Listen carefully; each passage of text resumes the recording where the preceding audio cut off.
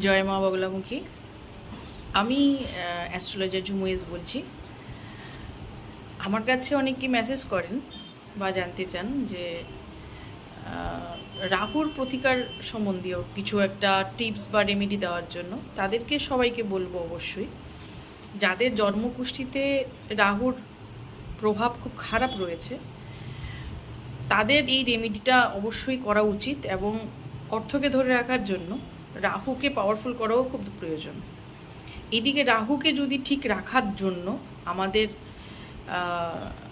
নিত্যদিনের যে কাজগুলোর মধ্যে বিশেষ কাজ হচ্ছে বাথরুমটাকে ক্লিন করা, নিজেকে পরিষ্কার পরিচ্ছন্ন রাখা, এবং প্রতি মঙ্গলবার করে বজরংবলীর মন্দিরে গিয়ে একটা করে গোটা নারকেল নাম আর গোত্র সমেত আপনার প্রার্থনা জানিয়ে বজরংবলীর পায়ে অর্পণ করবেন।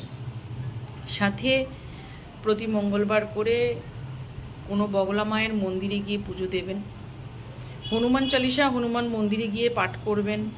বগলামুখীর মন্দিরে যদি প্রতি মঙ্গলবার সম্ভব না হয়, মাসে একটা করে হলেও মায়ের পুজো দেবেন। তাতে আপনাদের মঙ্গলও ভালো থাকবে, তাতে রাহুর নেগেটিভ অনেক জিনিস থেকে আপনারা মুক্তি পাবেন।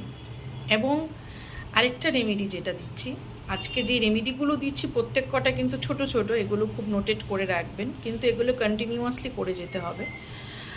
আরেকটা যেটা দিচ্ছি, যে মন্দিরে মায়ের মানে মা কালীর কোনো মন্দিরে যে আমাদের যে বলি হয়, সেই বলির যে আড়ি কাঠ হয়, সেখানে প্রতি শনিবার করে সন্ধে হলে পরে মানে সন্ধে এবং মানে একদম গোধূলি যে লগ্নটা মানে সময়টা ওই সময় গিয়ে একদমই একটা সর্ষের তেলের বোতল কিনবেন, ওই সর্ষের তেলটা ওই আড়িকাঠের মধ্যে ঢেলে দেবেন, এবং রাহুর যে কুদৃষ্টি আপনার মধ্যে রয়েছে তার থেকে মুক্তির জন্য মায়ের কাছে প্রার্থনা জানাবেন।